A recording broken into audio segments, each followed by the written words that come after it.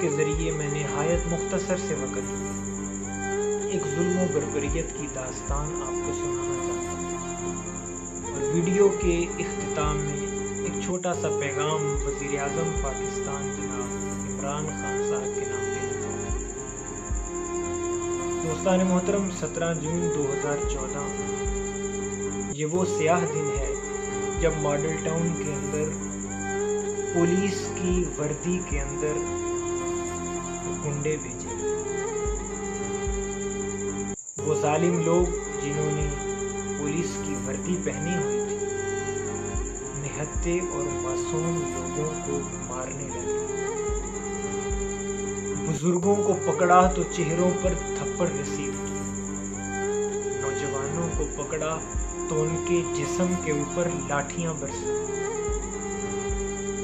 ماؤں بہنوں کو پکڑا تو ان کے چہروں کے اوپر زور زور سے تماچے رسید کی۔ اس ظلم و بربریت کے بعد بھی ان کو رحم نہ آیا، نہ جانے کون تھے، کس کے حکم پر آئے تھے۔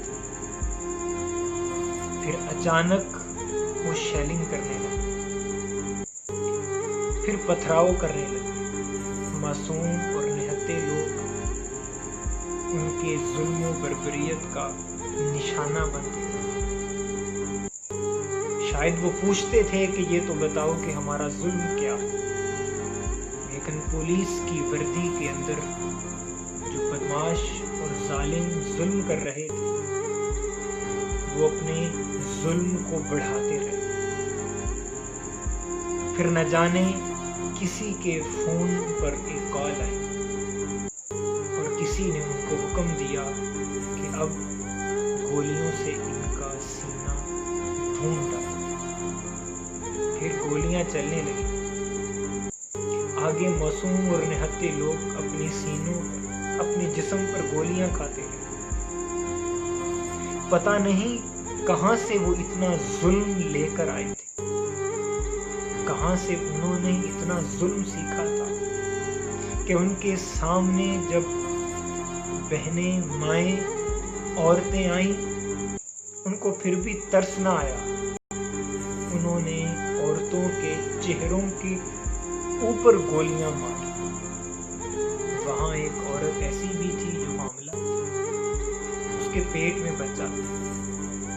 ان ظالموں کو ترس نہ آیا، انہوں نے اس کو بھی مار ڈالا۔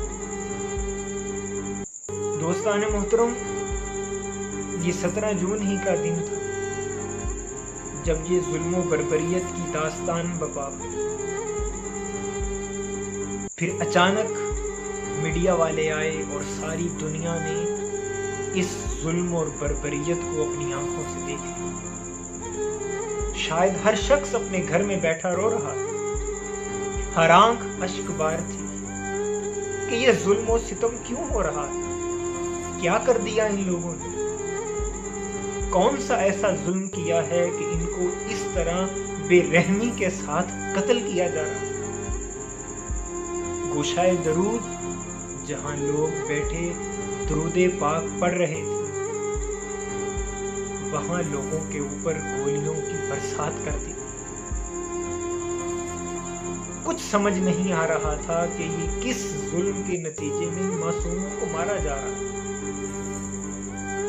پھر دوستان محترم ایسا ہوا، اگلی رات آئی جب لاشیں گر گئیں اور ماڈل ٹاؤن مرکز منہاج القرآن کے سامنے